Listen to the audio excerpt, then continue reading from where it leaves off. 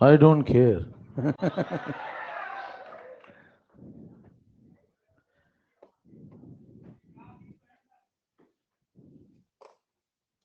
चलें।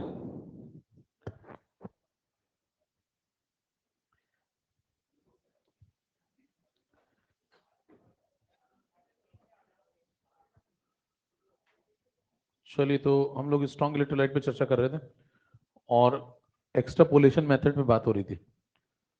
तो स्ट्रॉन्ग में एक सवाल भी हो गया था, है ना। अब हमें चलना है वीक इलेक्ट्रोलाइट की तरफ। वीक इलेक्ट्रोलाइट का जो पैटर्न होगा वो स्ट्रॉन्ग से थोड़ा अलग होगा। कारण क्या है उसका, वो समझें। देखिए, वीक में जब आप पानी मिलाते हैं, केस नंबर 2,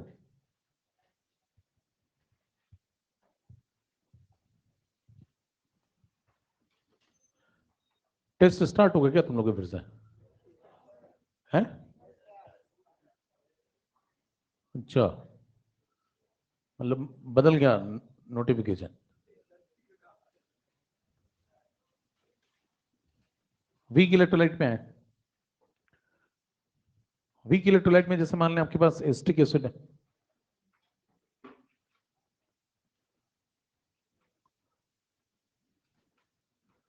अब आपको इसमें समझाना है क्या चल रहा है, किस प्रकार का ग्राफ बनेगा।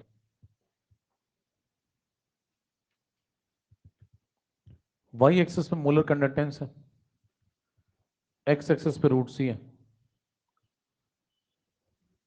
तो ग्राफ जो है इस प्रकार का बनता है। आपको पूछे इस प्रकार का ग्राफ क्यों बना, इसमें क्या कारण है। देखिए, वीक इलेक्ट्रोलाइट में कहानी थोड़ी अलग है। जब डाइल्यूशन करते हैं,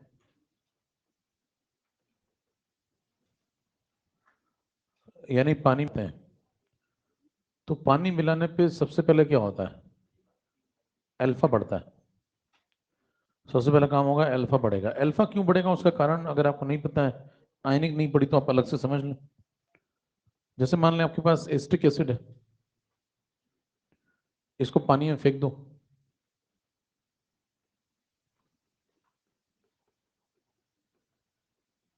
तो ऐसे टूटेगा। इनिशियल सी ले लो, ये 0 0 है।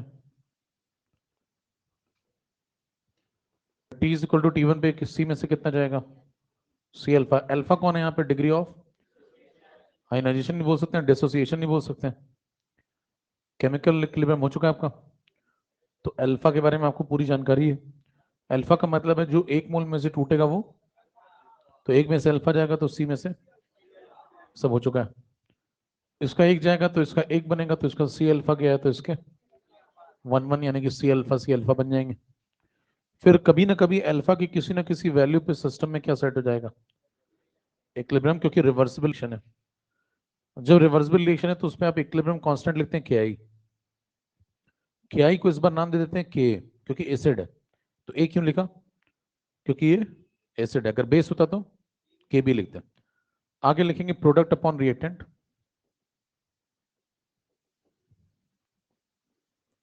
इनकी इक्विलिब्रियम पे वैल्यू लगाओ,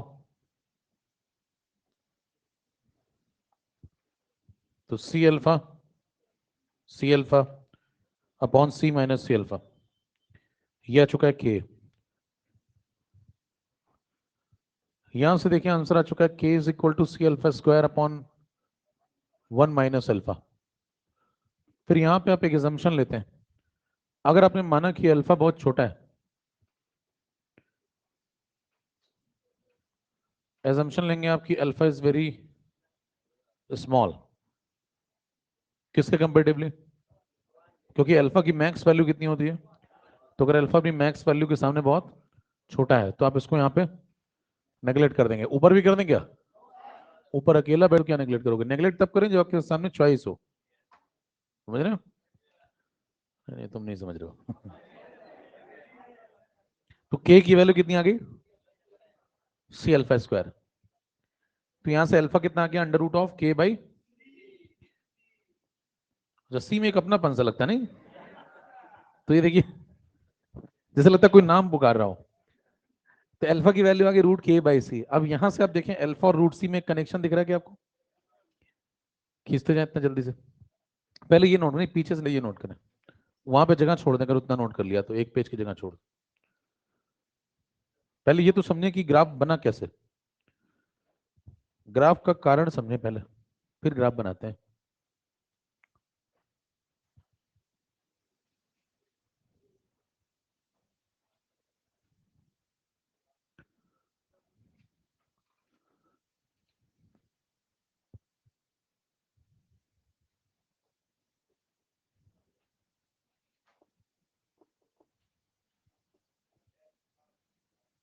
हैं पूरे आएंगे, सही है।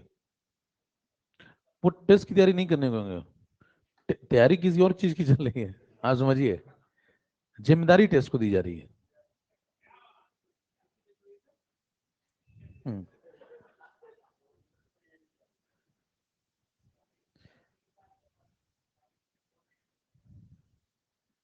कुछ समझ जाओ, इतने समझदार तो तुम नहीं।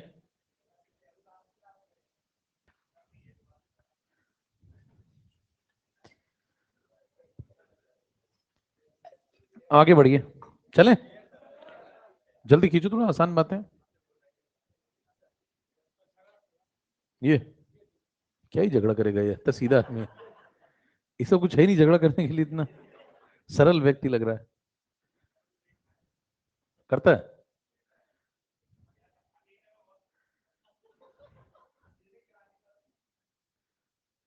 हैं? नहीं नहीं ऐसा नहीं। देखिए अल्फा की वैल्यू आ गई यहां से कितनी, अंडर रूट ऑफ, नोट थोड़ा तेज करें, √k/c। अब बताएं, अगर आप एक पर्टिकुलर वीक एसिड की बात कर रहे हैं, for a particular weak acid, particular weak acid का मतलब आपने नाम ले लिया किसी का, जैसे एस्टिक एसिड, तो बताएं एस्टिक एसिड का के कैसा हो जाएगा, फिक्स्ड, उसका थोड़ी के बदल रहा है, 25 डिग्री पे फिक्स के होता है सबका अपना अपना। तो बताएं ये जो के कैसा हो जाएगा, कांस्टेंट। अगर ये कांस्टेंट हो जाएगा तो अल्फा का कनेक्शन √c के साथ कैसा हो जाएगा, अल्फा प्रोपोर्शनल टू 1/, ठीक है। अब यहां पे देखिए ओस्टवाल डाइल्यूशन लॉ क्या कहता है, इसके बाद एक लॉ आता है जिसका नाम है क्या,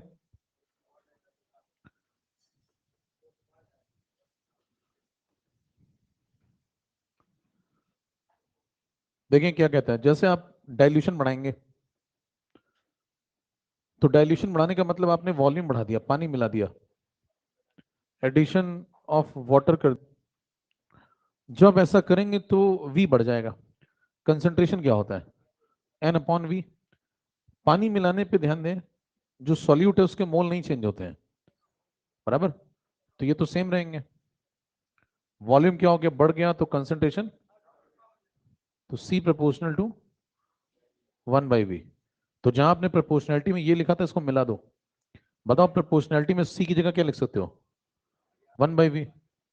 तो क्या लिखे फिर बताओ, अल्फा प्रोपोर्शनल टू √c में c की जगह पे लिख दो 1/v, तो v ऊपर आ जाएगा। तो अल्फा प्रोपोर्शनल टू क्या आ गया, अंडर रूट ऑफ, इसको आप लिख सकते हैं alpha proportional to under root of dilution.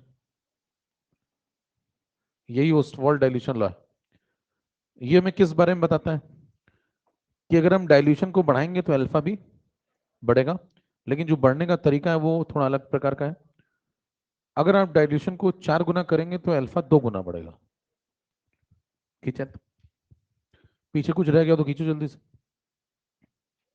हो गया। पहले और उस पर आ रहे हैं भी ना वापस, कहाँ इमोशनल हो जाते हो तुम इतना,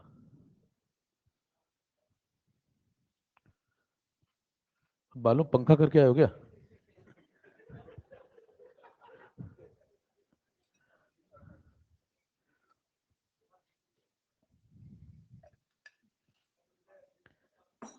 हैं, अच्छा अच्छा, स्पाइकी, या डेफिनेटली। नहीं नहीं सही बात है। न्यूटन नहीं आया क्या आज,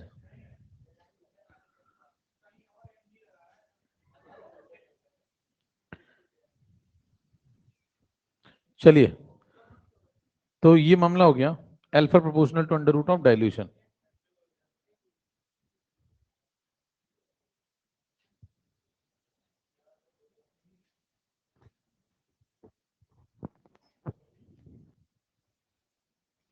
चलें?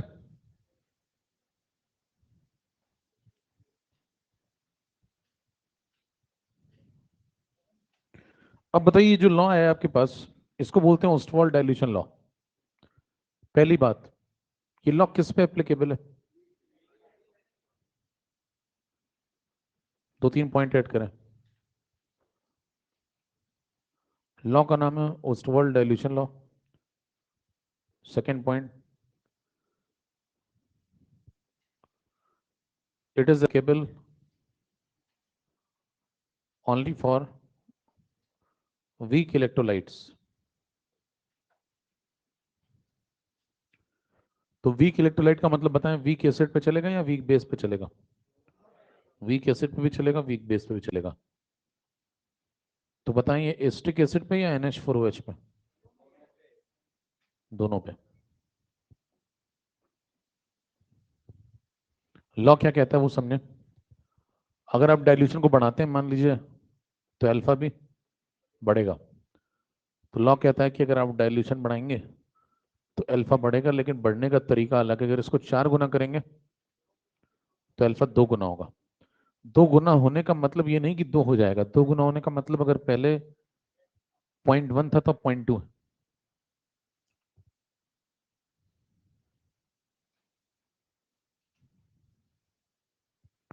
ये कॉन्सेप्ट आपको सिर्फ वीक पे लगाना है, स्ट्रॉन्ग पे नहीं।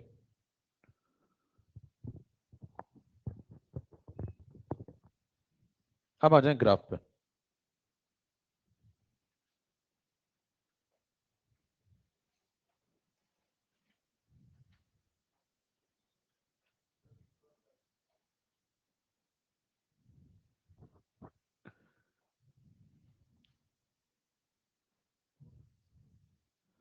चलें ग्राफ पे आ जाए। अब मेन अपने इस कॉन्सेप्ट पे आ जाए। देखिए ये ग्राफ ऐसा बना क्यों, इसमें आप चेक करें। जैसे जैसे आप पीछे की तरफ आ रहे हैं, देखो ये डॉट है, फिर ये डॉट है, आप पीछे की तरफ आ रहे हैं, तो कंसंट्रेशन क्या होता जा रहा है? कम हो रहा है, डायल्यूशन। तो जब बढ़ रहा है तो देखिए ये डॉट भी ऊपर की तरफ जा रहा है, तो इसका मतलब मोलर कंडक्टेंस क्या हो रहा है? बढ़ रहा है। तो ये ग्राफ बनाया कैसे, क्या होगा? कंसंट्रेशन को कम किया, डाइल्यूशन को बढ़ाया, तो देखा कि मोलर कंडक्टेंस क्या हुआ? अरे भाई साहब, वो काम हो गया या फिर कैंसिल हो गया?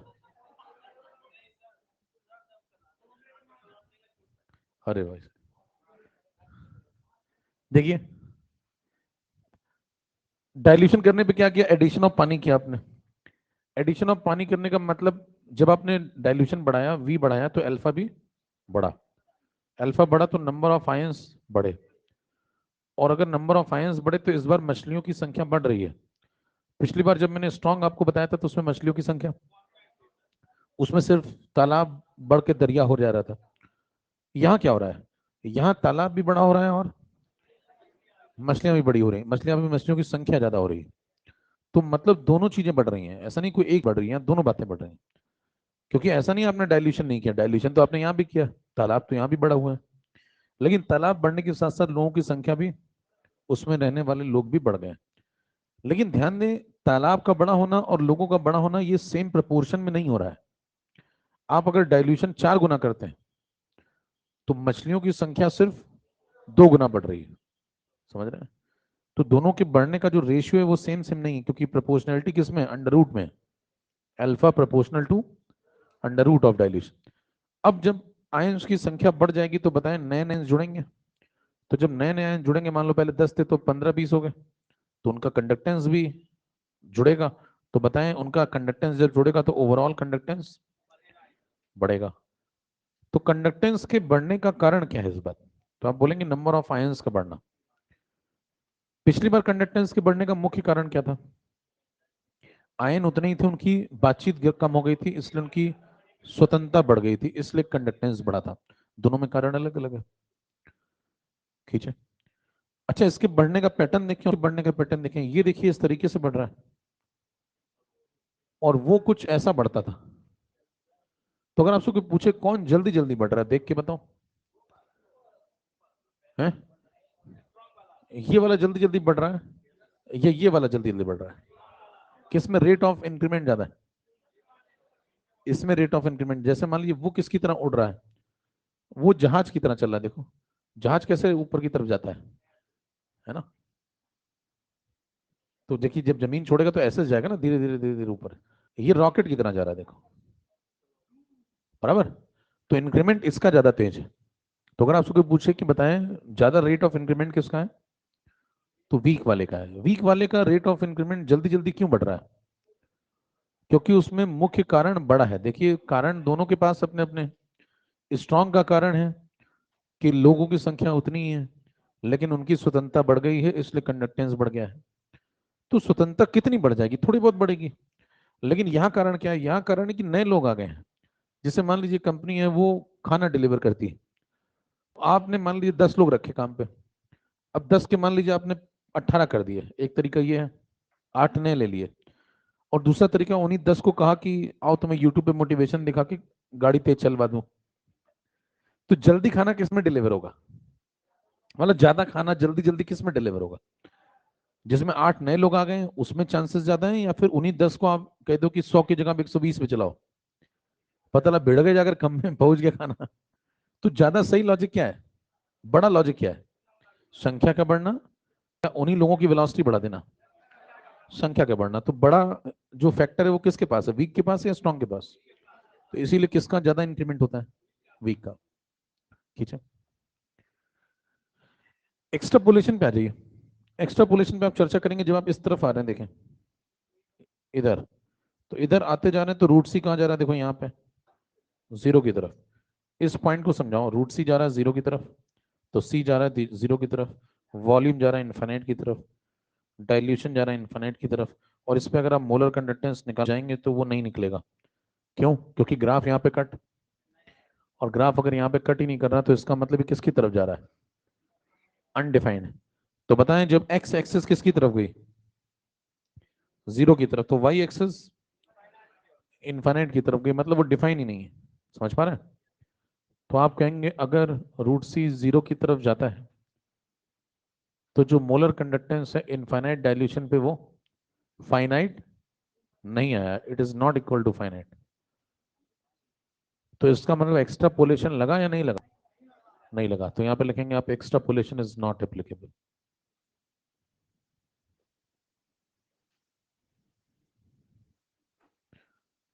तो नहीं लगा तो अच्छी बात है खराब बात है? दुख का विषय या खुशी मनाए? दुख का विषय, क्योंकि आपको निकालना तो था ही ना डेटा। डेटा आपसे निकला नहीं। तो नहीं निकला तो आपको कभी जरूरत पड़ेगी तो कैसे यूज करेंगे? तो मतलब काम अभी बाकी है थोड़ा। क्या काम बाकी है? कि वीक का आंसर नहीं निकल पाया। नहीं निकल पाया तो इसको निकालने का कोई और तरीका ढूंढे। ये तरीका तो काम नहीं कर रहा।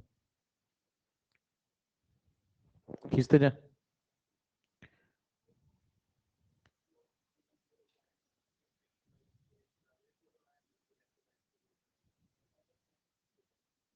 हम्म।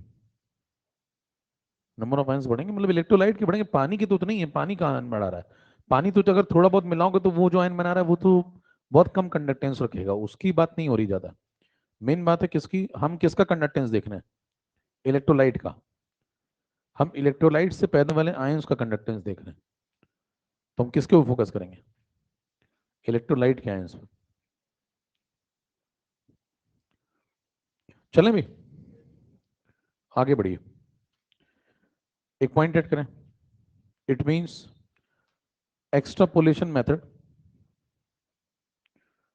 it means extrapolation method is applicable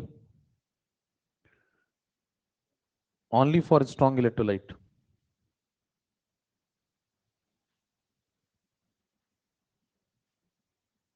Only for strong electrolyte. अच्छा ये ग्राफ ऐसा क्यों बना इस तरीके का? तो उस ग्राफ को बनने का कारण ये है, चेक करें। अल्फा और रूट सी में कैसा कनेक्शन है? देखें अल्फा को अगर आप वाई एक्सेस पे लें और रूट सी को किस पे लें? एक्स पे लें, तो कैसा रिलेशन इनके बीच में? वाई प्रोपोर्शनल टू, तो रेक्टेंगुलर हाइपरबोला जैसा रिलेशन है। अच्छा अब देखिए ध्यान से, रूट सी बदला तो रूट सी के बदलने से क्या बदला? अल्फा बदला। और अल्फा के बदलने से नंबर ऑफ आयंस बदले, और वो तो फिर कंडक्टेंस बदला। तो कंडक्टेंस अल्फा से कनेक्टेड है डायरेक्ट। तो जैसा रिलेशन अल्फा और किसके बीच में? रूट सी, वैसा ही किसके बीच में, मोलर कंडक्टेंस और रूट सी के बीच में। इसीलिए मोलर कंडक्टेंस और रूट सी के बीच का ग्राफ कुछ ऐसा बनता है। तो ग्राफ समझ पा रहे हैं ऐसा क्यों बना, y प्रोपोर्शनल टू 1/x जैसा। तो ये ग्राफ ओस्टवाल्ड डाइल्यूशन लॉ की मदद से बनाया गया है। इसीलिए ओस्टवाल्ड डाइल्यूशन लॉ को समझना बहुत जरूरी है। लॉट है, सवाल लिखें।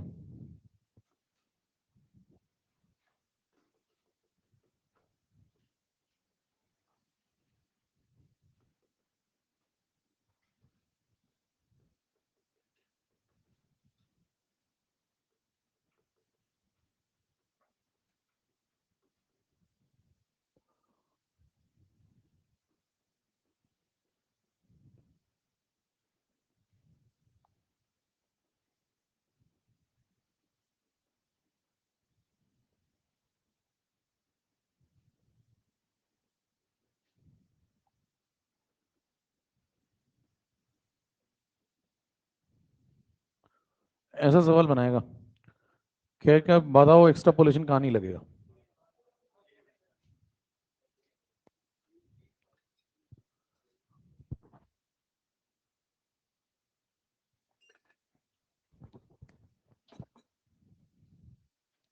तो एक्स्ट्रापोलेशन वीक पे नहीं लगता भाई,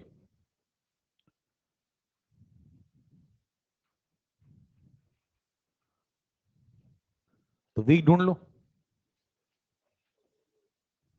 ये कैसा है पहला वाला, वीक इलेक्ट्रोलाइट है, दूसरा बाकी सब स्ट्रांग है। तो स्ट्रांग पे लगेगा, वीक पे नहीं लगेगा। पूछा किस पे नहीं लगेगा, खींचते जाए।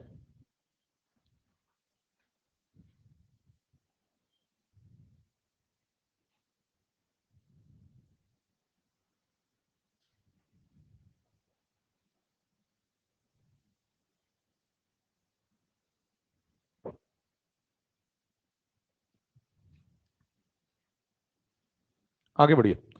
अब अगला पॉइंट ये है कि जो ग्राफ आपने पीछे बनाया था स्ट्रांग वाला, ये तो वीक का समझ में आ गया कहां से बना। वीक का ऐसा ग्राफ क्यों बना है, तो आप कहेंगे किस लॉ से बना हुआ है, ओस्वाल्ड डाइल्यूशन लॉ से। पूछेगा स्ट्रांग का वैसा क्यों बना था जो ऐसा बना था टिल्टेड, उसका भी तो कहीं रिलेशन नहीं दिखा, कोई इक्वेशन नहीं दिखी। तो उसको भी समझ लेते हैं।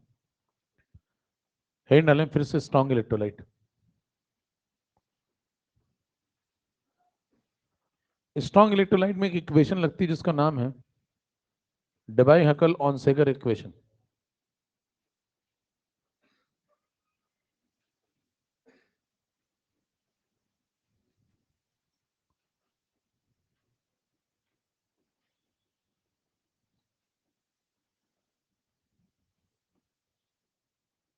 ये इक्वेशन है।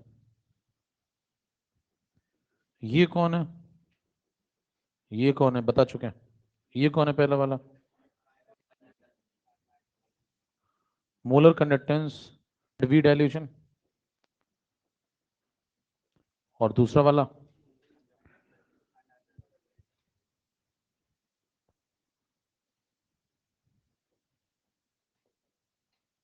ठीक है, बी कौन है यहाँ पे, रूट सी तो पता है आपको। बी यहाँ पे डेबाई हेकल ऑनसेगर कांस्टेंट।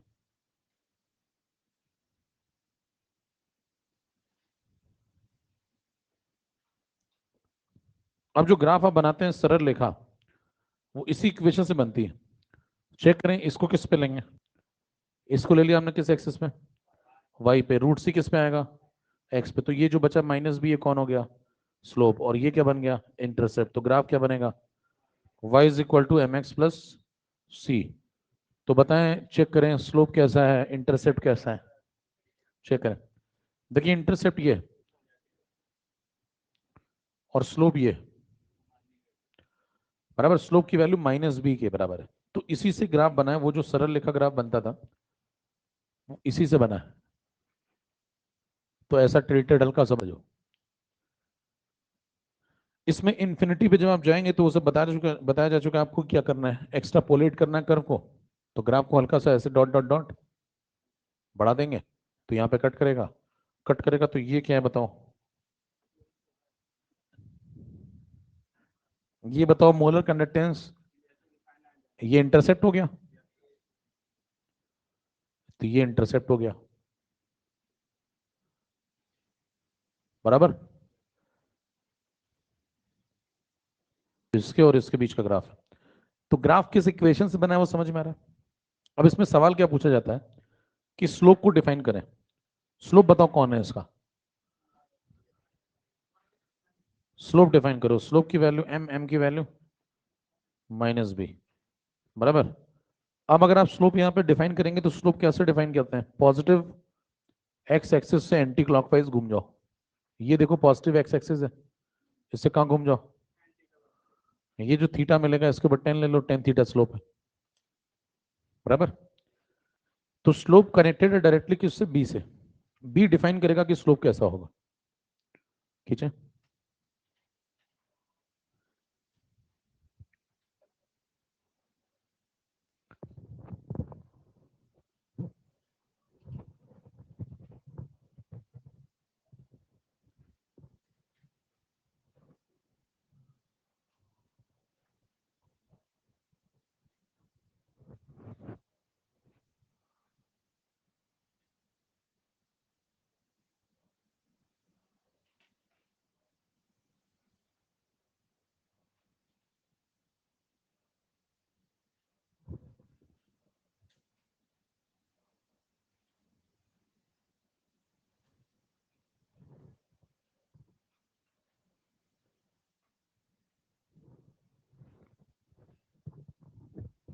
बी के बारे में कुछ बातें लिखें। पहला point, B is not a universal constant. B is not a universal constant.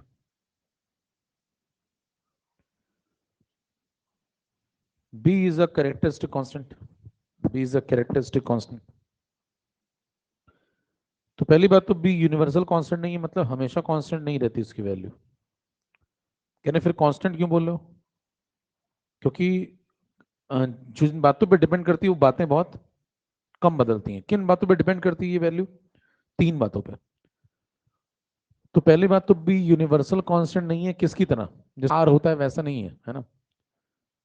तो बी डिपेंड्स अपॉन, कौन कौन सी बातों पे डिपेंड करेगा, पहला टाइप ऑफ इलेक्ट्रोलाइट, दूसरा किस में मिलाया है, सॉल्वेंट कैसा है, नेचर ऑफ सॉल्वेंट, और तीसरा टेम्परेचर।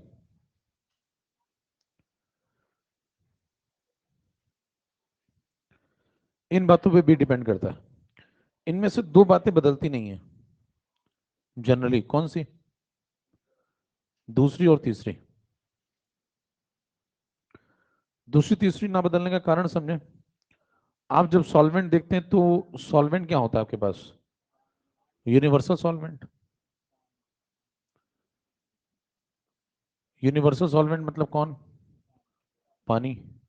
और टेम्परेचर पूरी इलेक्ट्रोकेमिस्ट्री में कितने डिग्री है, 25 डिग्री। तो ये चीजें तो बदलने से रही। अब बचा सिर्फ कौन, अगर टाइप ऑफ इलेक्ट्रोलाइट भी सेम हो जाए तो बी की वैल्यू भी सेम हो जाएगी। टाइप से क्या मतलब है, जैसे कोई तुमसे कहे तुम मेरे टाइप के नहीं हो, टाइप का मतलब समझ रहे हैं, यहां से आप टाइप को समझ सकते हैं,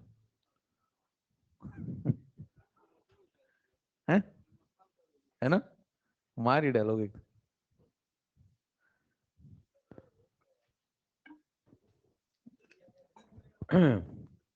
तो देखिए टाइप ऑफ इलेक्ट्रोलाइट में ये, जैसे मान लें आप कहते हैं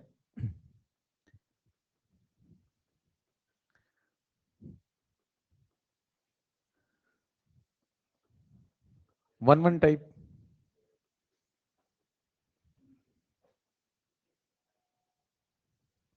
बराबर, 1-2 टाइप, 2-1 टाइप, 2-2 टाइप। नहीं वो सब नहीं है, आप तो इमोशनल हो जाते हैं, इधर उधर मत जाए, बने रहें।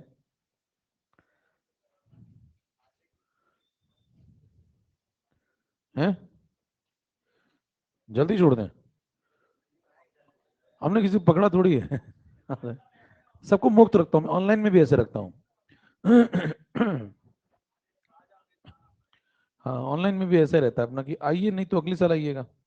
अगर आपको किसी पल भी ऐसा लगे कि आप आकर के मेरे ऊपर कुछ कर रहे हैं ऐसा, तो प्लीज मत आइए। ये अपनी लाइन है, टैग लाइन। प्लीज मत आइए, बराबर। जब आपका बहुत मन करे तब आइए, ठीक है। किसी भी पल ऐसा लगे कि मतलब आप जो है परोपकार की भावना से class, please. One one type electrolyte. अब देखिए वन वन टाइप इलेक्ट्रोलाइट का मतलब क्या है।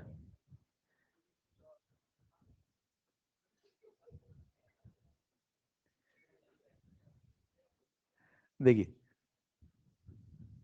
वन टू टाइप इलेक्ट्रोलाइट का मतलब क्या। अच्छा, वन टू टाइप के दो मतलब आपके दिमाग में आ सकते हैं। देखिए अगर आपसे कोई कहे CaCl2 वन टू टाइप है या फिर Na2SO4 वन टू टाइप है, कौन है वन टू टाइप बताओ इसमें से। क्या तो कहते हैं CaCl2 पहला वाला one two type, one two. अच्छा, Na2SO4 किस टाइप का है। अच्छा, देखिए वन टू टाइप जो होता है वो इसमें से Na2SO4 ही है। अब समझें क्या कह गया कभी। देखिए वो चार्ज से तय होता है, आप इलेक्ट्रोकेमिस्ट्री पढ़ रहे हैं तो वो नहीं चल रहा। वन टू का मतलब वो नहीं है Ab2, है ना। वन टू का मतलब वो नहीं है Ab2। वन टू का मतलब है जब आप इलेक्ट्रोलाइट को ब्रेक करें तो जो पहला वाला कैटायन है उसके ऊपर प्लस चार्ज होना चाहिए 1 यूनिट का, और जो दूसरा वाला एनायन है उसके ऊपर कितना चार्ज होना चाहिए 2 यूनिट का नेगेटिव। तो वो सल्फेट है। तो ऐसा, तो देखो यहाँ पे कितना है 1 चार्ज, यहाँ पे कितना है, यहाँ पे एक का पॉजिटिव यहाँ दो का नेगेटिव। तो किस टाइप का बोलोगे इसको, वन टू टाइप। तो ये कौन बना Na2SO4। तो उसका मतलब वो नहीं है A1B2, समझ रहे हैं। तो ये समझें, इसी में सवाल पूछ देगा तो मामला हो जाएगा। अब देखिए Na2SO4 के बगल में आप उसके जैसा लिख के दिखाओ, इसके जैसा कोई और है क्या। ठीक है,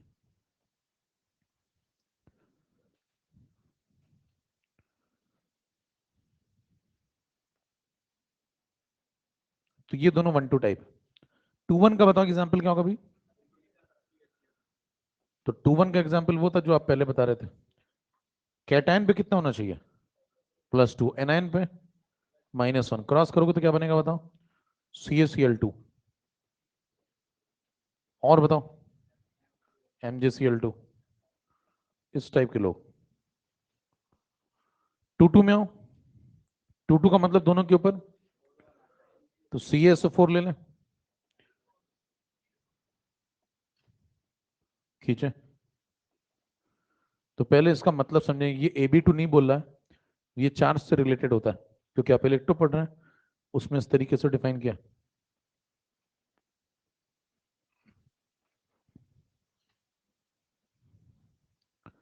तो बताएं अगर मान लें हम वन वन टाइप इलेक्ट्रोलाइट लेके बैठे हैं तो क्या मतलब हुआ उसका। दोनों का बी सेम होगा क्या। भाई दोनों का बी सेम होगा कि नहीं होगा ये बताएं। बी तीन बातों पर निर्भर करता था। कौन कौन सी तीन बातें थी वो।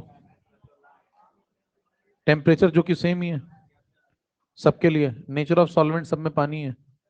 अगर टाइप ऑफ इलेक्ट्रोलाइट भी मैच कर जाए तो क्या आंसर बी का सेम हो जाएगा। तो बताइए टाइप ऑफ इलेक्ट्रोलाइट इन दोनों का सेम है, पहले वालों का।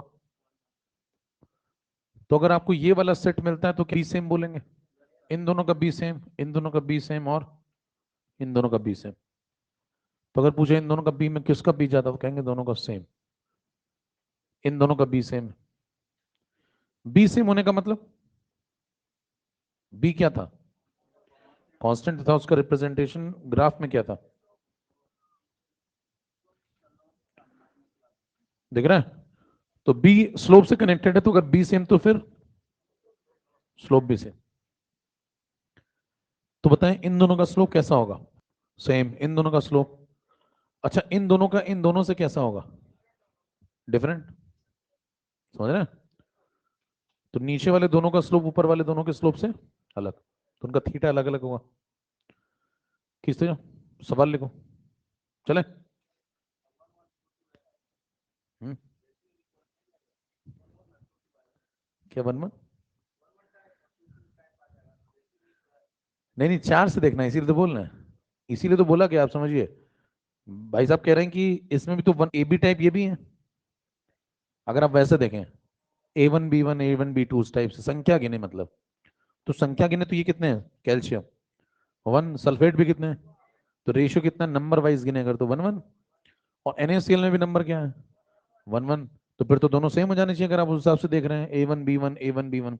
जैसे आप किसमें पढ़ते हैं, सॉल्बिलिटी प्रोडक्ट में, सॉल्बिलिटी प्रोडक्ट में आप पढ़ते हैं KSP निकालते हैं तो AXBY लिखते हैं, उसमें संख्या गिनते हैं A1B2 A1B3। तो वैसे देखें तो ये दोनों किसके हैं, A1B1, लेकिन वो बात नहीं देखी जा रही है, यहाँ डेफिनेशन थोड़ी अलग है। किससे देखेंगे, चार्ज से। तो कैटायन और एनायन पे कितना चार्ज है, तो लास्ट वाला अलग क्यों है बताओ, कैल्शियम के ऊपर कितना चार्ज, +2, सल्फेट के ऊपर, तो किस टाइप के हैं, 2 टाइप, बराबर।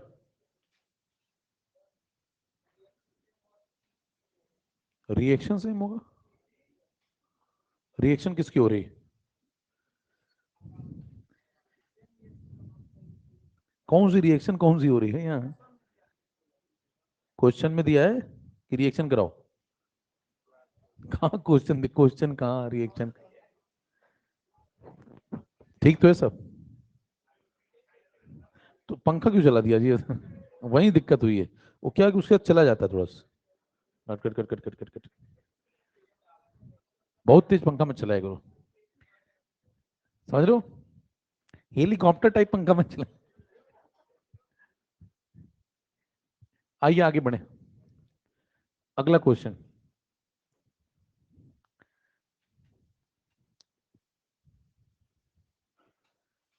आपसे पूछा जाए कि ग्राफ पहचानना कौन सा सही है,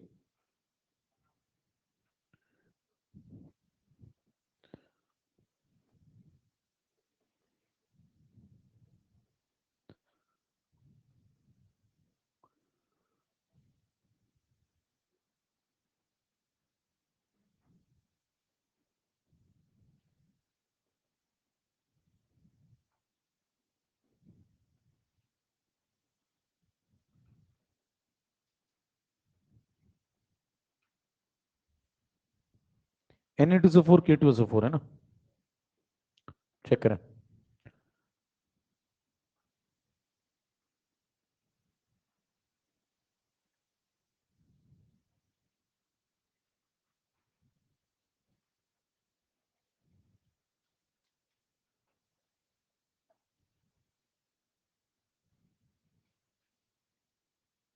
अब ये मिला दिया, इससे टेंशन ना लें, मिलाने के वो आप डॉट डॉट डॉट कर सकते हैं, आपकी इच्छा बहुत कर रही है तो, कह रहे मैं हाईली टेक्निकल आदमी हूँ, तो ऐसे डॉट डॉट डॉट कर लें। हालांकि इसके इससे कोई बहुत ज्यादा वहां पे फर्क नहीं पड़ता, वहां पूरा मिला भी दें तो भी आप भावुक मत हो जाना, है ना, कि भाई साहब ने कैसे मिला दिया पूरे को, इग्नोर करते हैं ये सब चीजें, बड़े लोग हैं वो। अगला ग्राफ ये वाला, बताएं इनमें से कौन सा पैटर्न सही है, एक और ले लो,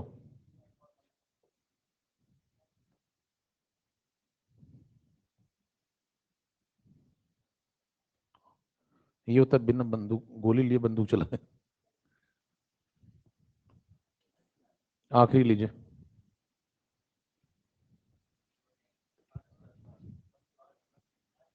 अरे आखिरी देख लो, ऐसा क्या,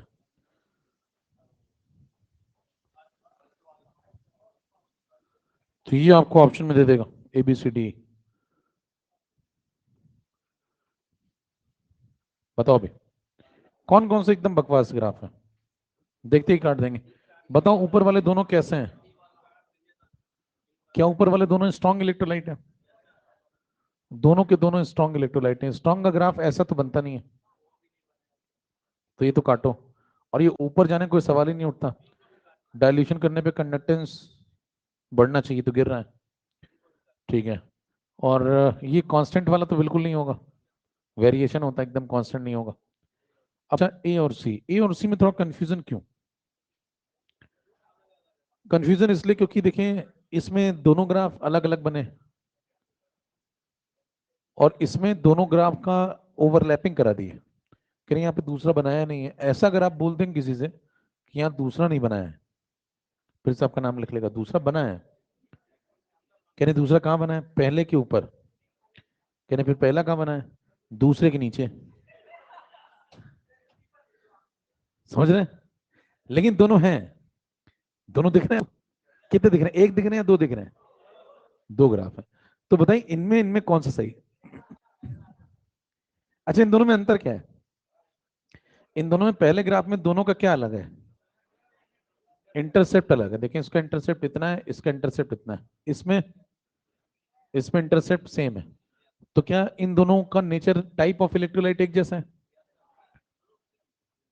आओ चेक करें। इन दोनों का type of electrolyte same.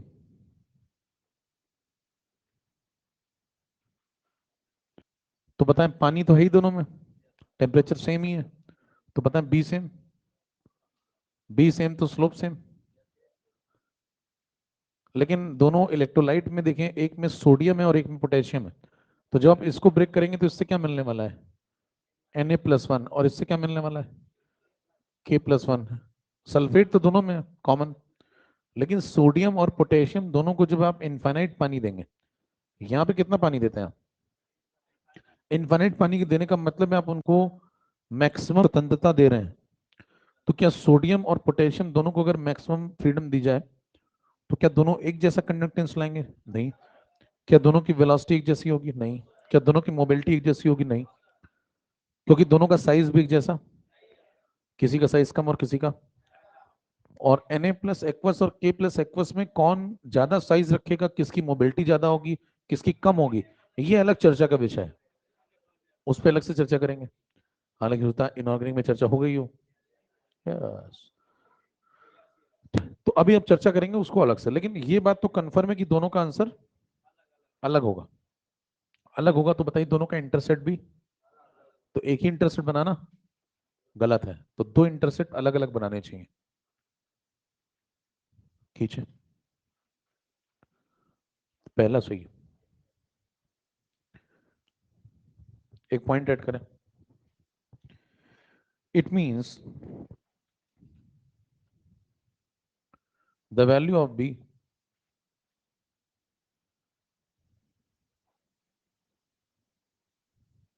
it means the value of B will be similar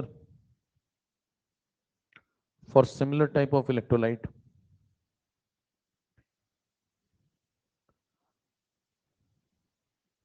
Value of B will be similar for similar type of electrolyte.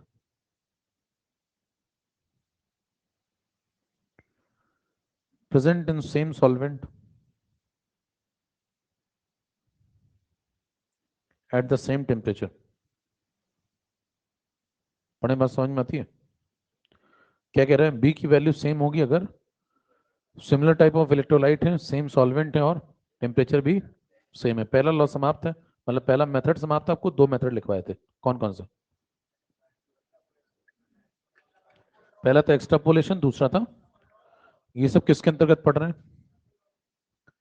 हैं? Method to calculate conductance at infinite dilution. पहला method समाप्त, दूसरे पे आइए। Kohlrausch law. दूसरे की जरूरत क्यों पड़ती है? पहले में कुछ कमी रह गई होगी। पहला अगर सब कुछ कर देता तो फिर दूसरा क्यों? दूसरे की आवश्यकता ही ना होती। चाहे वो आदमी हो या साल। समझ रहे हैं? जिससे भी कई लोग आपने क्लास और सब छोड़ के मैच देख रहे होंगे। बाद में मैच उन्हें देखेगा। समझ रहे हैं? आनंद ले रहे होंगे। आनंद सबको आता है मैच देखने में, लेकिन अपना काम छोड़ के अगर आप मैच देख रहे हैं, जरूरी काम, तो फिर वो बाद में आपको मैच देखेगा। कोल्लॉस लॉ पे आइए।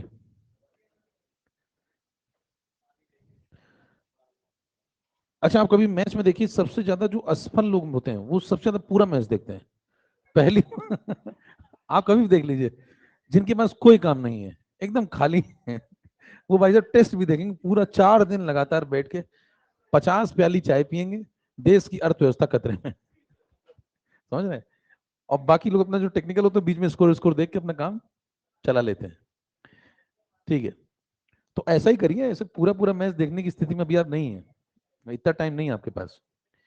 उतनी देर में रिवीजन विजन करें, हाईलाइट हाईलाइट देख लिया करो। हाँ, कोल्लॉस लॉ, हाँ वो देख सकते हैं आप, ये भी सही है। कोल्लॉस लॉ,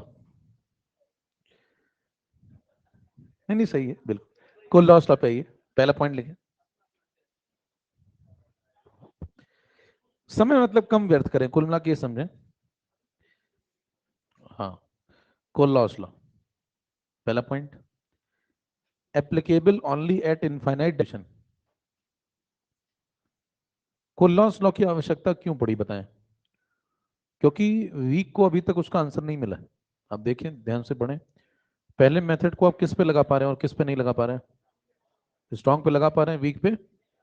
तो वीक का भी इनफाइनाइट डाइल्यूशन पे डेटा नहीं आ पा रहा है, क्योंकि उसका इंटरसेप्ट मेजर, तो उसके लिए हमने एक नया मेथड बनाया जिसका नाम था, लिखें, पहला point, applicable only at infinite dilution. Second point, in this law we assume that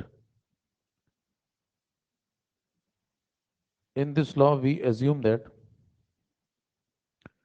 alpha, bracket में लिखें DOD, degree of dissociation, bracket 1 will be equal to 1,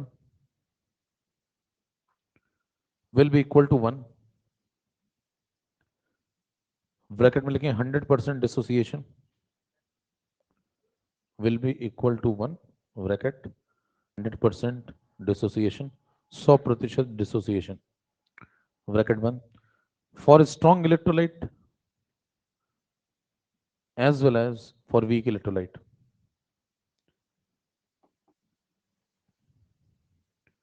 for strong electrolyte as well as for weak electrolyte।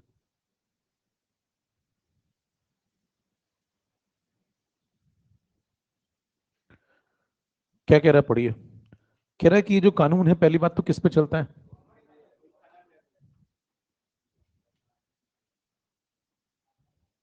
तो ये पहली बात तो काल्पनिक कानून type का है, क्योंकि इनफाइनाइट डाइल्यूशन आप लैब में अचीव कर ही नहीं सकते, पूरा कानून ही काल्पनिक है। मतलब पूरा कानून इस प्रकार का है कि अगर इनफाइनाइट पानी हो जाए तो क्या होगा। जैसे अगर आप सोचें, अगर मैं होता राजकुमार तो राजमहल में सोता, तो पूरा सेंटेंस काल्पनिक है, समझ रहे हैं? अगर के बाद सब कुछ काल्पनिक है इसमें, तो उसी प्रकार का है। अगर ऐसा हो जाता, पानी बहुत सारा होता, तो फिर ये लॉ लगता, लेकिन पानी इतना सारा रियलिटी में होती है, तो ये लॉ पूरी तरीके से काल्पनिक है। नंबर एक बात, लैब में आप इसको अचीव करके नहीं दिखा सकते। नंबर दो बात, इसमें माना गया है, देखिए हर बात में इसमें एज्यूम एज्यूम लिखा हुआ है, इसका मतलब रियलिटी में ऐसा नहीं है ना। एज्यूम में क्या कह रहे हैं, अल्फा 1 मानो, 100% DOD, 100% डिग्री ऑफ डिसोसिएशन, प्रतिशत में, किसका? स्ट्रॉन्ग का भी वीक का भी, जबकि ऐसा थोड़ी होता है। आप बताएं, जब आप आयनिक पढ़ते हैं तो स्ट्रॉन्ग का तो अल्फा 1 होता है, लेकिन वीक का थोड़ी 1 होता है। एसिड का अल्फा 1 थोड़ी लगाते हो। लेकिन यहाँ पे आप कह रहे हैं भाई साहब KCl एक्वस आ जाए तो भी अल्फा 1, एसिटिक एसिड अल्फा आ जाए तो भी 1, दोनों का अल्फा 1। तो दोनों का अल्फा कैसे 1? क्योंकि दोनों में ये सब बातें आप तब कर रहे हैं जब इनफाइनाइट डाइल्यूशन। तो वो आपसे कोई कहे कि नहीं एसिटिक एसिड का अल्फा तो 1 होता नहीं है, मान लो किसी ने आपसे कहा कि एसिटिक एसिड का तो अल्फा 1 नहीं होता, तो तुम उससे कहो यही तो हम भी कह रहे हैं।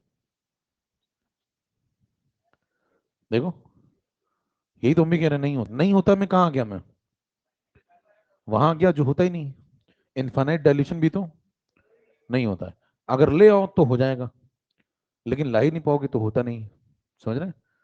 तो वही वाला स्टेटमेंट याद कर लिया करिए, अगर मैं होता राजकुमार तो राजमहल में सोता, लेकिन 10 बाई 20 के कमरे में सो रहा हूँ। बराबर। अब ये मामला है, तो इसका मतलब हम इस कानून के अंदर अंतर्गत मान के चलेंगे, चाहे वो स्ट्रांग है और चाहे वो वीक आए, दोनों का अल्फा 1 है, दोनों को 100% डिसोसिएट करा देंगे। लेकिन ये सब बातें किस पे करनी है? तो आयनिक जो आप पढ़ते हैं वो किस पे पढ़ते हैं? पूरी आयनिक जो पढ़ते हैं वो इनफाइनाइट डाइल्यूशन में पढ़ते हैं क्या? किसी ने आपसे पूछा 0.1 मोलर एसिटिक एसिड का पीएच बताओ, है? तो 0.1 मोलर का मतलब क्या है? पानी लिमिटेड है ना, इनफाइनाइट पानी थोड़ी लिख बैठे हो तुम। तो वो वी डाइल्यूशन पे चलती है, आयनिक किस पे चलती है? वी डाइल्यूशन, लिमिटेड डाइल्यूशन पे चलती है, इनफाइनाइट डाइल्यूशन पे आयनिक नहीं पढ़ते आप। ठीक है, नोट कर लें सब, शॉर्टकट जो लिखा है वही है। अगला पॉइंट लिखें, हाँ लिमिटेड, लिमिटेड भी वही है। लिमिटेड मोलर कंडक्टेंस कोई बोल दे या इनफाइनाइट पे बोल दे, एक ही बात। लिमिटेड का मतलब क्या होता है? जैसे कोई लिमिटिंग वैल्यू बोले, लिमिटिंग का वैल्यू मतलब उसके बाद खत्म खेल, उससे बड़ी वैल्यू पॉसिबल नहीं है, लिमिट है उसके बाद खत्म। लिखें, एक पॉइंट लिखें, वी एज्यूम, तीसरा एजम्पशन इसका, we assume that each and every ion,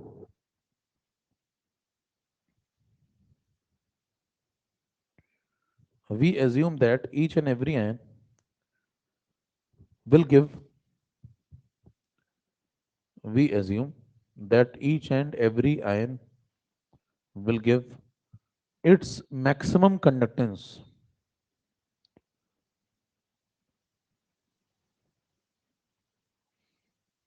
irrespective of other ions,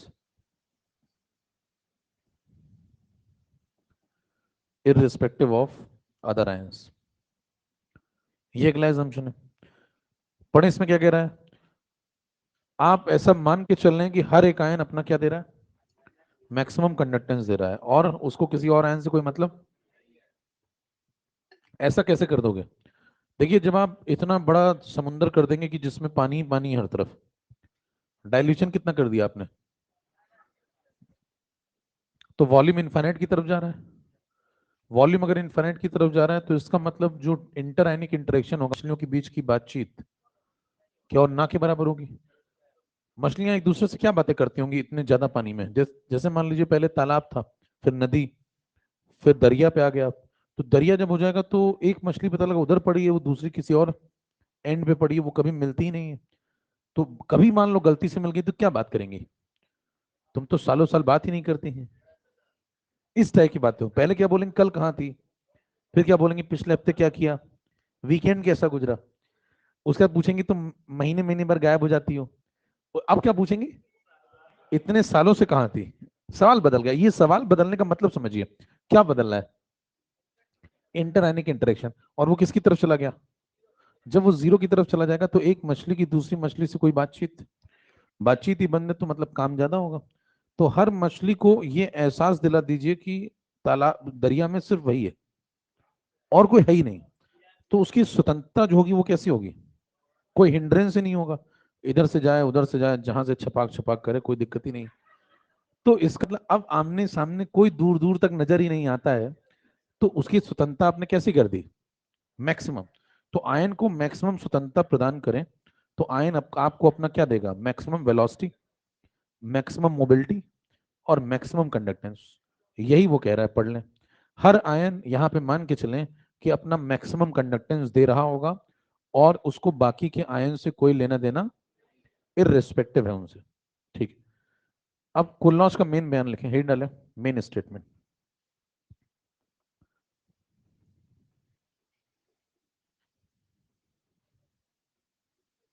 मुख्य बयान। बयान बहुत सारे हैं इनके, लेकिन जो पहला बयान है जो दर्ज हुआ सबसे पहले, वो लिखें, equivalent conductance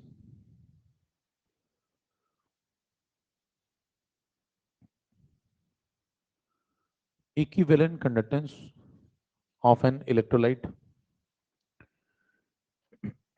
at infinite dilution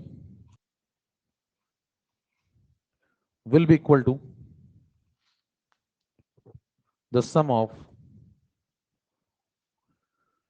will be equal to the sum of equivalent conductance of cation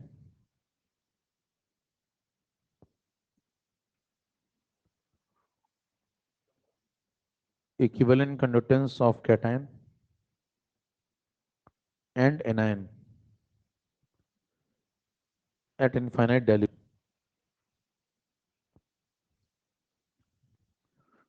क्या कह रहा है? पढ़िए एक बार बयान। कह रहा है कोई इलेक्ट्रोलाइट पकड़ लो, उसका क्या निकालो? Equivalent conductance. कब निकालो? Infinite dilution. पूरा कानून ही किस पे चलता है? तो वी डाइल्यूशन पे तो कोई बात ही नहीं करता, ये पहली बात।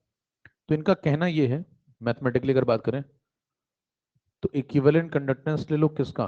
किसी भी इलेक्ट्रोलाइट का, ए एक्स बी वाई को पकड़ लो। कब पकड़ो? इनफाइनाइट डाइल्यूशन पे। वो किसके बराबर होगा? Equivalent conductance of cation infinite plus equivalent conductance of infinite. ये बयान है। इसी को देखिए मैथमेटिकली लिखा है हमने और वहां पे आपकी कॉपी में लिखा हुआ है इसका बयान। बात यही है। अब ये सही है गलत है कैसे आया उस पर चर्चा करते हैं, लेकिन है ये। कोई पूछे इन तीनों बातों के नाम बताओ, तीनों कौन है? पहली वाली कौन, दूसरी वाली और तीसरी वाली? देखो,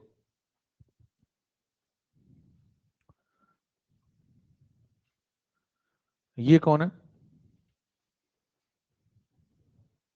मैक्सिमम कंडक्टेंस ऑफ, और थोड़ा खोल के लिख दें,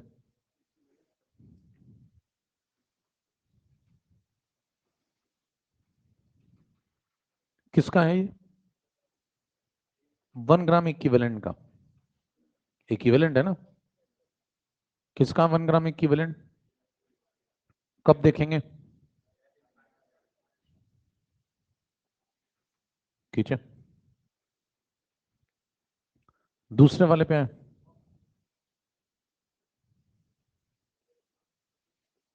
इसका मतलब बताओ, ये भी मैक्सिमम कंडक्टेंस है।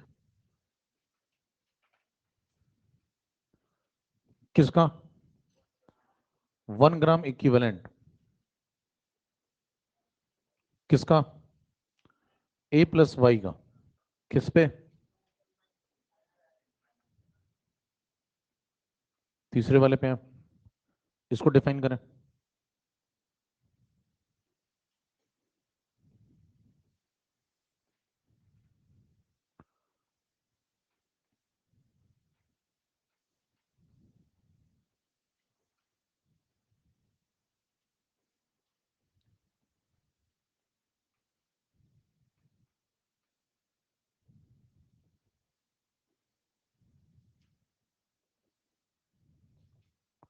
बराबर है। तो तीनों में कॉमन बात क्या है? क्या तीनों मैक्सिमम कंडक्टेंस है? क्या तीनों 1 ग्राम इक्विवेलेंट के कंडक्टेंस है? और तीनों इनफाइनाइट डायल्यूशन पे निकाले गए हैं, तभी तो मैक्सिमम है। ये किसका है? ए एक्स बी वाई का, ये ए प्लस वाई का, ये बी माइनस एक्स का। और इन तीनों में ये रिलेशन है। अब ये रिलेशन सही है गलत है उस पर अब चर्चा करने वाले हैं, लेकिन पहले चाहे वो लिख लें।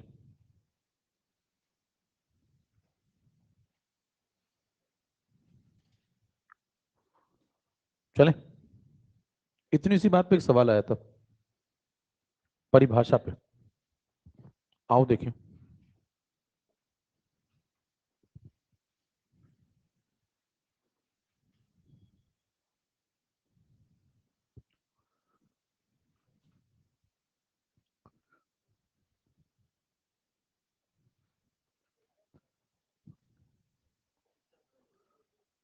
पुरानी हो गई है।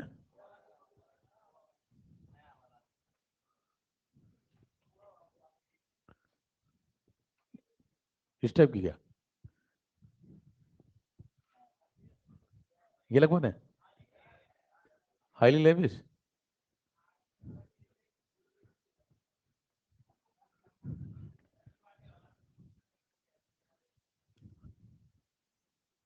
ये पढ़ो जल्दी, सवाल नोट करो।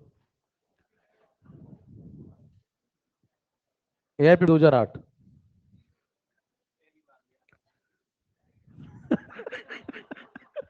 तब दिया तो, हमें जान मत ले लो। कह रहा पहली बार दिया था तब। भाई बहुत पुराना चावल है। सवाल नोट करो चाचा, बैठ गए हैं। उसको देख के क्या कर लोगे, बाहर थोड़ी आएगा तुम्हारे लिए। Come on take me home. सवाल नोट कर लो पहले।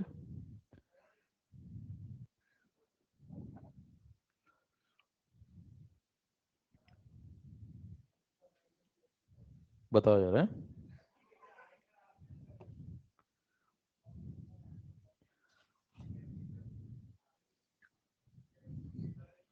अपडेटेड रहते हो तुम लोग हैं?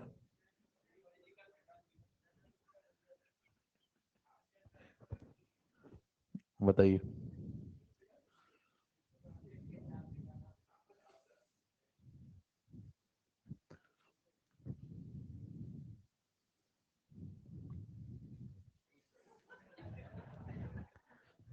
रील बनेगी अब क्या?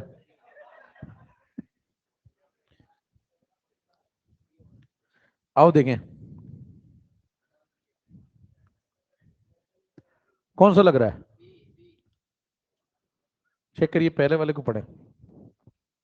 अब इसमें बयानों को ध्यान से पढ़ना था।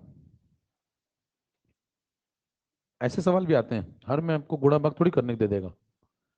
पढ़े इनफाइनाइट डाइल्यूशन, यहां तक कोई दिक्कत नहीं है। हर आयन डेफिनेट कंट्रीब्यूशन देता है, ये भी ठीक है कंडक्टेंस के अंदर। आगे बढ़िए, what ever be the nature of other ions of the electrolyte, मतलब बाकी आयन का क्या नेचर है उससे कोई फर्क। वट एवर का मतलब समझे ना? हाँ, महिलाएं बोलती ना वट एवर, उस टाइप। तो आपको फर्क नहीं पड़ता, ये कहना चाह रहा है वो। कई तो बेचारे इसी में अटक गए थे कि वॉट एवर क्या होता है। इसे थोड़ी बहुत इंग्लिश भी सीखी है ना। अगले में आई तो पहला वाला ठीक है या गलत है? अबे ठीक है, पहले वाले में क्या गलत लग रहा है? अच्छा गलत क्या है बता। पहला वाला ओके है, ऐसा नहीं कि पहले वाले में कोई बहुत गलत बात लिख दी है। उसने कहा है कि इनफाइनाइट डाइल्यूशन पे हर आयन अपना एक डेफिनेट कंट्रीब्यूशन कंडक्टेंस में देता है, और उस आयन को बाकी आयन से कोई मतलब नहीं होता। तो बात गलत थोड़ी है, बात ठीक है। लेकिन बात ठीक होना सिर्फ काफी नहीं, कोलॉस के अकॉर्डिंग कौन सा बयान सबसे सही है वो बताना है आपको, बेस्ट बयान बताना है। अगले में आइए। अगले में कह रहा है इनफाइनाइट डाइल्यूशन शुरुआत अच्छी है, each ion makes definite contribution. अब यहाँ पे देखिए लिख दिया टू इक्विवेलेंट कंडक्टेंस, तो यहाँ पे शब्द का प्रयोग हुआ है इक्विवेलेंट कंडक्टेंस, जो कि ज्यादा सही बात है, क्योंकि कोलॉस का मुख्य बयान किसके बारे में था, तो ये जानकारी आपको होनी चाहिए। आगे कह रहा है कि वॉट एवर, फिर से देखो कर दिया। तो वॉट एवर वाली बात तो ठीक ही है, इररिस्पेक्टिव, वॉट एवर का मतलब समझ गए, इररिस्पेक्टिव ऑफ अदर आयन, तो बात ये भी ओके। तो सेकंड वाली बात भी बताओ कैसी है, ये भी ओके। तीसरी पे आइए। तीसरी नॉट ओके, फाइनाइट डायल्यूशन पढ़ते ही काट दें आप, समझ रहे हैं? आगे पढ़ेंगे नहीं, इसके आगे अगर आप पढ़ रहे हैं इसको आगे चल के, तो फिर ऑप्शन से मैच कर रहे हैं। आगे पढ़िए, यहां तक ठीक है, इनफाइनाइट डायल्यूशन हर आयन डेफिनेट कंट्रीब्यूशन, यहां भी ठीक है। आगे कह रहा है डिपेंडिंग, ये गलत है। डिपेंडिंग का मतलब बाकी आयन पर डिपेंड करता है, नहीं करता, क्योंकि आपने स्वतंत्रता मैक्सिमाइज दी है, तो बातचीत ही नहीं होती, डिपेंड कहां से करेगा। ठीक है, तो पहला दूसरा कैसे है, सही है, लेकिन जब दो लोग सही होते हैं तो ज्यादा सही होता है वही सही होता है, तो ये सही है। सही है? तो ये होता है टेक्निकल सवाल, इसमें कहीं भी कोई कैलकुलेशन नहीं है, लेकिन हमने ढंग से सुना है तो कर लेंगे। Irrespective of other ions,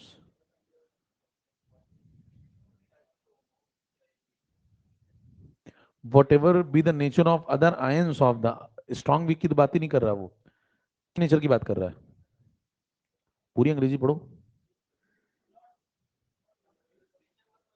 English में बात क्या करो ना, किसी को ढूंढ लो, मतलब पुरुष की बात कर रहे हैं।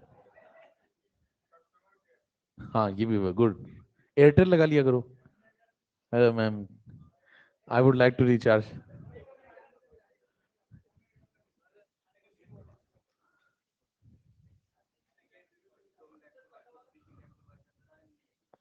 नहीं नहीं, सवाल नहीं पढ़ा, सवाल सवाल को फिर से आप ध्यान से पढ़िए, ध्यान से। नहीं नहीं सामूहिक, what ever be the nature of the other ion of the electrolyte. The electrolyte का मतलब आपने एक इलेक्ट्रोलाइट पकड़ लिया, कोई नाम ही दे दिया उसे, जैसे किसी को नाम दे दो तुम, है ना, जैसे मान लो तुमने नाम दे दिया किसी को छेनू, तो अब सिर्फ छेनू की बात हो रही है। अब किसी और की बात, उस इलेक्ट्रोलाइट के अंदर जो आयंस हैं, उन आयंस से एक आयन को दूसरे आयन से कोई फर्क नहीं पड़ता, ये कह रहा है वो। कोई भी एक पकड़ लो इलेक्ट्रोलाइट, वो स्ट्रांग भी हो सकता है और वो वीक भी हो सकता है, तो बात तो दोनों के लिए सही ना, कोलॉस लॉ तो दोनों के लिए सही है। कोलॉस लॉ किसी एक की बात थोड़ी करता है, इलेक्ट्रोलाइट चाहे स्ट्रांग हो और इलेक्ट्रोलाइट चाहे, सब पे सही है। नेचर का मतलब है कि बाकी आयन का क्या स्वभाव है, उनका साइज कैसा है, उनकी वेलोसिटी कैसी है, आयंस की। जैसे मान लीजिए आपने सॉल्यूशन लिया Na2SO4 का, तो सोडियम को सल्फेट से कोई मतलब, ये कहना चाह रहा है वो, और सल्फेट को सोडियम से मतलब नहीं है, क्योंकि सोडियम की सल्फेट से बातचीत बंद है। अच्छा, बातचीत बंद होने की ये मतलब किसी और से बात करता है वो? बात ही नहीं करता है, क्योंकि किसी को देख ही नहीं रहा वो, इनफाइनाइट पानी है। समझ रहे हैं पूरी बात? चले आगे बढ़े। अच्छा, अब अपने मुद्दे पे आ जाइए, तुम लोग इधर उधर चले जाते हो, लौट आइए। अब यहां पे आ जाए। मैंने आपसे कहा था कि ये तीन बातें समझ के आप क्या लिखी हैं, और इन तीन बातों से ये बयान समझ के क्या लिखा हुआ है। अब आपको ये समझना है कि ये जो बयान है ये लिखा है या बयान गलत लिखा है।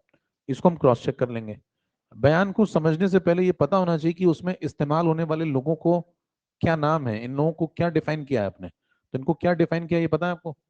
ये कौन है? 1 gram equivalent A X B Y का इनफाइनाइट पानी पे कंडक्टेंस, ये कौन है? 1 gram equivalent A plus Y का इनफाइनाइट पानी पे कंडक्टेंस, ये कौन है?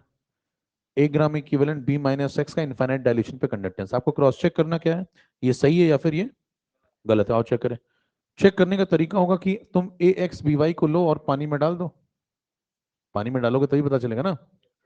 तो पानी में डालो तो क्या बनाएंगे? ए प्लस वाई, और क्या बनाएंगे? B minus X. इसको अगर बैलेंस करें तो या 1 लगा लो, या एक्स लगा लो, या वाई लगा लो, ठीक है।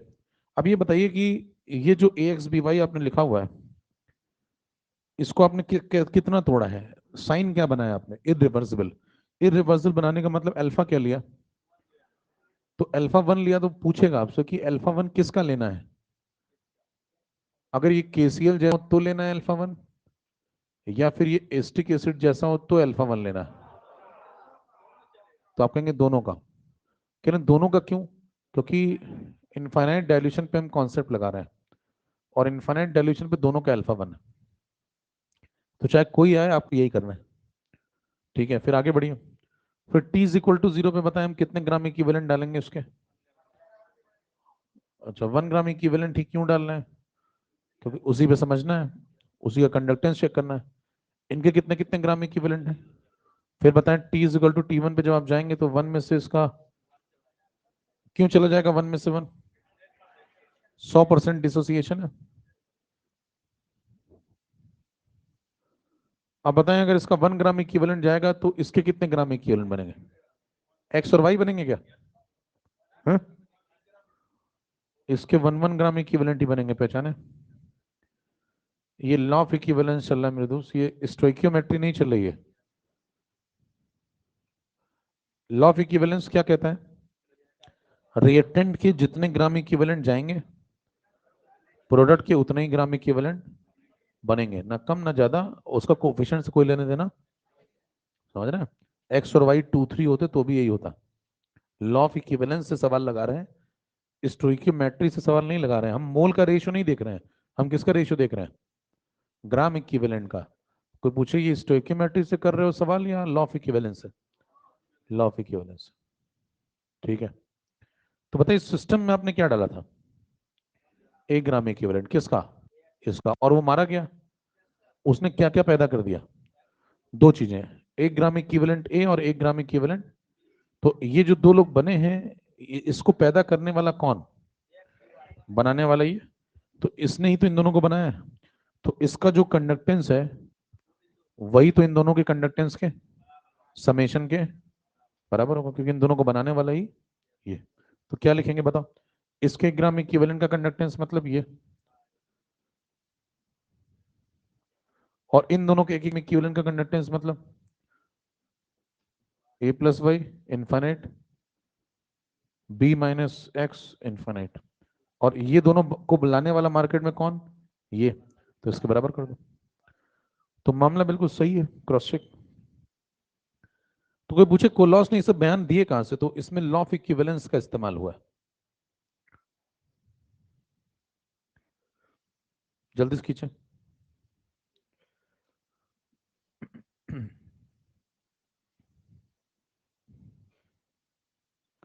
अब बयानों को तोड़ मरोड़ के इंडिया जीत गई बता रहे भाई मैसेज में।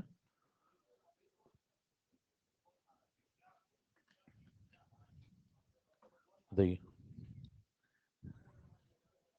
हैं? भोकाल टाइट है तुम्हारे पास पूरा, कहाँ से मिला ये? नेट से निकाल? मार्केट बिक रहा है खूब? तगड़ा है। कितने रुपए में देते हैं? कहाँ कहाँ मिल रहा है आजकल?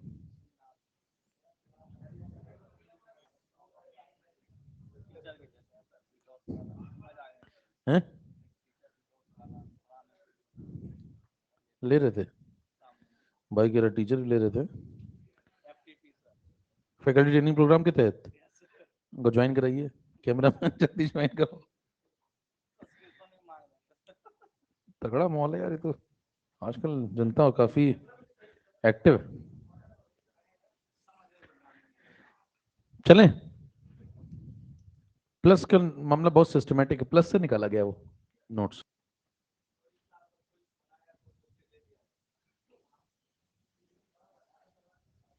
चलें भी, अगले पे आइए।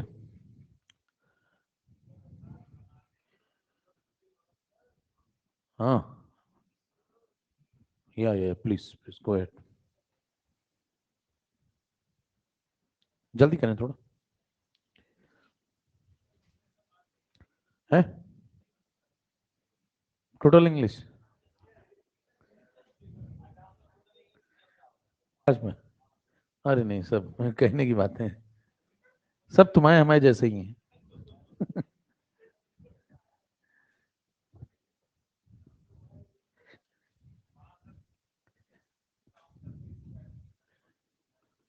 जैसे जो अंग्रेजी में भी समझते हैं वो, बाहर तो मतलब केले भी खाते हैं फॉग से, लेकिन घर में अंधेरे में दाल चावल खाते हैं।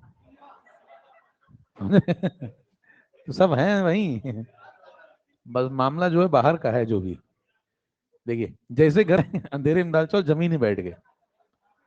आइए देखें, अब क्या है दूसरा स्टेटमेंट जो है वो मोलर कंडक्टेंस के बारे में है।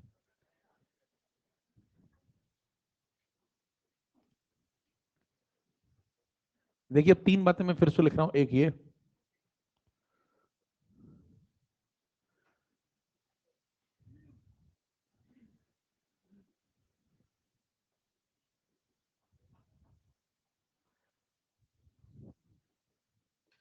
बताएं ये तीनों कौन है? तो मोलर कंडक्टेंस है, तो तीनों इनफाइनाइट डाइल्यूशन पे हैं। तो तीनों को डिफाइन कर लें पहले तो। पहला वाला है मैक्सिमम कंडक्टेंस, फटाफट लिखें, ऑफ 1 मोल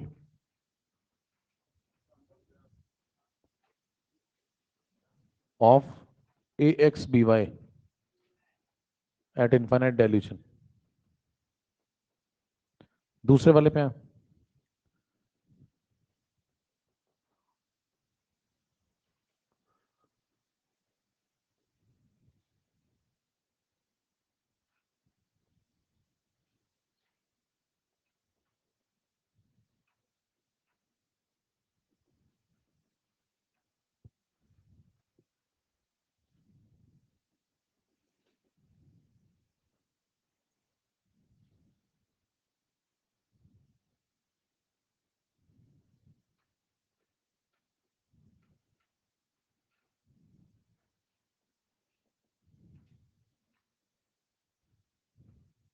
तो तीनों में कॉमन बात क्या बताएं, तीनों मैक्सिमम कंडक्टेंस है क्या? क्योंकि इनफाइनाइट डाइल्यूशन पे तो तीनों मैक्सिमम है, इससे ये लोग कंडक्टेंस दे नहीं सकते। तीनों एक एक मोल के हैं, पहला वाला AXBY, दूसरा वाला A+Y, तीसरा B-X। और तीनों किस पे डिफाइन है? इनफाइनाइट डाइल्यूशन पे। खींचे, इन तीनों में रिलेशन ढूंढना है। जैसे हमने अभी इसके पहले किस में रिलेशन ढूंढा था, इक्विवेलेंट में, वैसे मोलर में रिलेशन ढूंढे। तो रिलेशन ढूंढने का तरीका सिंपल सा होता है, आप उसको पानी डाल दें और चेक कर लें। अब बताएं जैसे पीछे वाला रिलेशन लिखा था, उससे मिलता जुलता अगर कोई आदमी ऐसा लिख दे मान लो,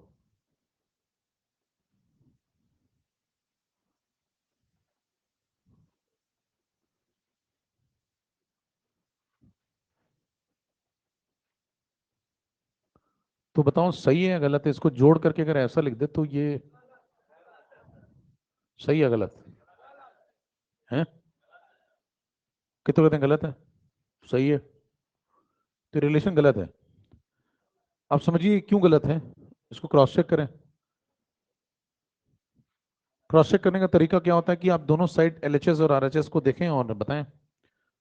एलएचएस को चेक करने के लिए लेफ्ट हैंड साइड को पानी में डालें। तो मैंने किसको पानी में डाला, तो रिएक्शन लिख लेते हैं पहले तो।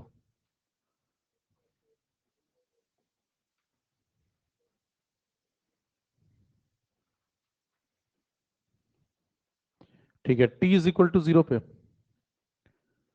इस बार इनफाइनाइट डाइल्यूशन पे हमने क्या किया, सारा कार्यक्रम इनफाइनाइट डाइल्यूशन पे चल रहा है और हमने इसका क्या डाल दिया कंटेनर में, 1 मोल। इसके कितने कितने मोल है, T is equal to T1 में 1 में से कितने मोल जाएंगे। अब बताओ, अगर इसका 1 मोल जाएगा तो इसके कितने बनेंगे, अब इसके एक्स बनेंगे, 1 नहीं बनेंगे। अब क्या चला रहे हैं हम, अब स्टोइकियोमेट्री सवाल लगा रहे हैं, पिछली बार किससे लगा रहे थे। ठीक है, तो ये बनेगा एक्स मोल और ये बनेगा मोल। अब हम सवाल मोल से कर रहे हैं, पिछली बार हम ग्राम इक्विवेलेंट से कर रहे थे। ठीक है, अब अगर ये बात समझ में आती तो ये तो मोल कॉन्सेप्ट है सिंपल सा। तो बताएं, कोई पूछे कि तुमने कंटेनर में क्या डाला था, तो मैंने कहा 1 मोल किसका, ए एक्स बी वाई का, और वो जब खत्म हुआ पूरा टूटा, अल्फा 1 होगा। ये तो समझ में आता है, क्योंकि इनफाइनाइट डाइल्यूशन पे आप बात कर रहे हैं, चाहे स्ट्रांग हो चाहे वीक हो, सबका अल्फा 1 लेके चल रहे हैं। तो जब ये 1 मोल टूटा तो इसके बने एक्स और इसके बने, तो इनके एक्स मोल और इनके वाई मोल का कंडक्टेंस अगर जोड़ा जाए तो उसको पैदा करने वाला ये है। तो इसके 1 मोल ए एक्स बी वाई के कंडक्टेंस के बराबर लिख सकते हैं, वही तो लिखेंगे बराबर। अब समझिए, ऊपर वाले स्टेटमेंट को करेक्ट करना है। कोई पूछे कि ये क्या है, ये क्या है और ये क्या है, तीनों लोग कौन कौन है बताओ। मोलर कंडक्टेंस का मतलब ये कितने मोल का कंडक्टेंस है, 1 मोल का। ये कितने मोल का, 1 मोल का ये। ठीक है, तो इसका 1 मोल आपने पानी में डाला, तो इसके कितने मोल बने, तो ये तो 1 मोल का कंडक्टेंस, इसमें कितना मल्टीप्लाई करें, एक्स। अब कितने मोल का हो गया, एक्स मोल का। ये तो 1 मोल का है, इसमें कितना मल्टीप्लाई करें, अब ये वाई मोल का कंडक्टेंस है, और इन दोनों को जोड़ दें और इसके बराबर कर दें। अब बयान सही है। तो ये एक्स और वाई क्यों मल्टीप्लाई किया, समझ में आ रहा है, सिंपल स्टोइकियोमेट्री। पिछले वाले में 1 1 1 क्यों रखा था तीनों में, लॉ ऑफ इक्विवेलेंस। इस बार स्टोइकियोमेट्री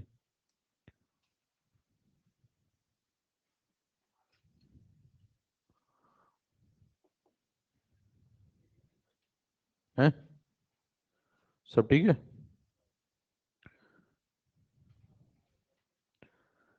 तो अब आपके पास 2 बयान आ चुके हैं।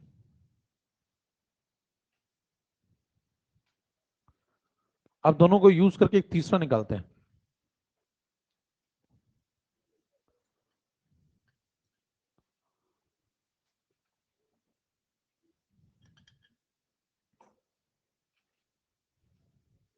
चलें, अब इन दोनों को जल्दी जल्दी लिख लो फटाफट। जल्दी लिख कैसे लिखेंगे देखें, अगर आप कॉन्सेप्चुअल भी लिखें और जल्दी भी लिखें तो क्या लिखेंगे, देखो इक्विवेलेंट लिखा मैंने किसका, ए एक्स बी वाई का, किस पे, इनफाइनाइट पे। कितने ग्राम इक्विवेलेंट डाले, 1। तो इससे बनने वाला क्या, 1 ग्राम इक्विवेलेंट पानी में डालोगे तो 1 ग्राम इक्विवेलेंट कैटायन बनेगा, ये बन गया। और क्या बनेगा, 1 ग्राम इक्विवेलेंट एनायन बनेगा, तो ये बन गया, खत्म। कोई पूछे कैसे लिखा तो कहेंगे लॉ ऑफ इक्विवेलेंस से लिखा। तो ये पहला बयान है कोर लॉस का, दूसरे बयान पे है। दूसरे को आप जल्दी जल्दी लिखें तो कैसे लिखेंगे, इस बार हम 1 मोल डालेंगे इसका इनफाइनाइट पानी में, चाहे स्ट्रांग हो चाहे वीक हो, पूरा टूट जाएगा।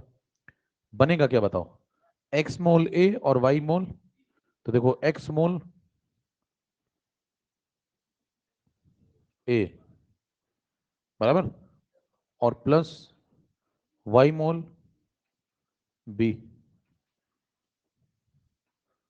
खत्म। कह रही ये एक्स से क्या है ये बीच में, ऐसे ख्याल मन में उठते हैं तो समझिए हमें।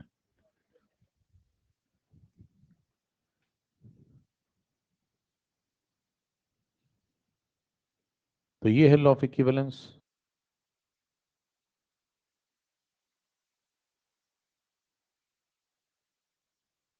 और ये बैटरी खत्म होने वाली लग रहा है नहीं। ओहो हो, खत्म होने वाली है। तो पहला वाला लॉ ऑफ इक्विवेलेंस है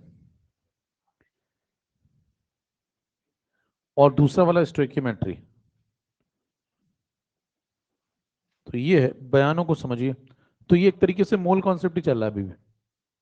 तो कोलॉस के बयान भी मोल कॉन्सेप्ट पे ही बेस्ड है।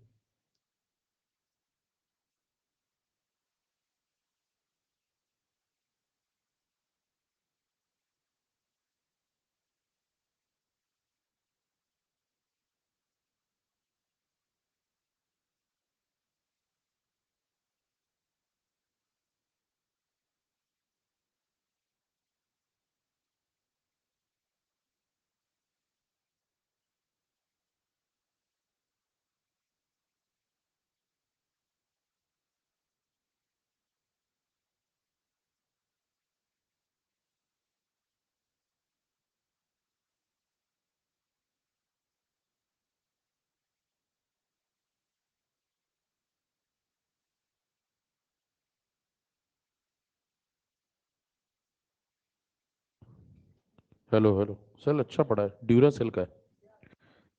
खाली वाले ले जाओ तो भी तुम टॉर्च जला लोगे 2-3 दिन। ठीक है, खाली वाले इधर रखें। अब देखिए ये, तो ऊपर वाला बयान किसके बारे में? Law of equivalence. और दूसरा वाला, अब तीसरा बयान सुने। जो तीसरा बयान है वो है इन दोनों को कनेक्ट कर। अब इन दोनों को कनेक्ट करने के लिए क्या करेंगे, देखिए इधर अभी कौन है बताओ, और इधर भी सब ठीक है, सब ठीक है। और इसमें देखो इधर क्या है, मोलर, और इधर क्या है। तीसरा जो बयान करेंगे उसमें एक तरफ इक्विवेलेंट होगा और दूसरी तरफ मोलर होगा। तो मान लो हम उधर इक्विवेलेंट रखें और इधर मोलर करें, तो इसको तो एज इट इज रखें, है ना, और इसको चेंज कर लें। इसको किस में कन्वर्ट कर लें? मोलर में। और इसको भी किस में कन्वर्ट कर लें? तो अगर इन मोलर में कन्वर्ट कर लें तो इधर मोलर हो जाएगा और उधर, ठीक है। करने के लिए आपके पास एक रिलेशन याद आया कुछ? मोलर अपॉन इक्विवेलेंट किया था, कप्पा इंटू 1000 अपॉन मोलैरिटी और ये नॉर्मेलिटी, ऐसा n by M. Molarity into n factor is equal to, तो normality upon molarity is equal to n factor. तो molar conductance is equal to क्या आया था, ये लगा दो। तो बताइए इक्विवेलेंट की जगह क्या लिख सकते हैं, 1/n फैक्टर ऑफ मोलर, ये लिख दो। ये लिख दोगे तो बताओ, ये काम यहां भी कर दो और यहां भी कर दो, तो तीसरा आ जाएगा। अब बताओ इसका एन फैक्टर कितना है, y, और इसका एन फैक्टर, बस खत्म मामला। तो तीसरा यहीं लिख देते हैं। देखो इधर इक्विवेलेंट रहने दो,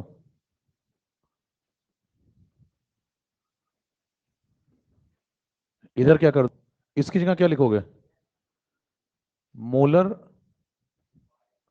ऑफ a प्लस वाई, और इनटू कितना, 1/n फैक्टर। दिख रहा है? तो एन फैक्टर बताओ कितना है इसका, y, तो 1/y। इनफाइनाइट लगाना ना भूलें। इधर देखिए molar b minus X infinite, इसका एन फैक्टर कितना, x, तो 1/n फैक्टर 1/x। खत्म है, ये तीसरा रिलेशन है। तो ये तीसरा आ गया, तीसरा इन्हीं दोनों से आया है, थोड़ा घुमा फिरा के। नेक्स्ट हम कंटिन्यू करते हैं इसके आगे।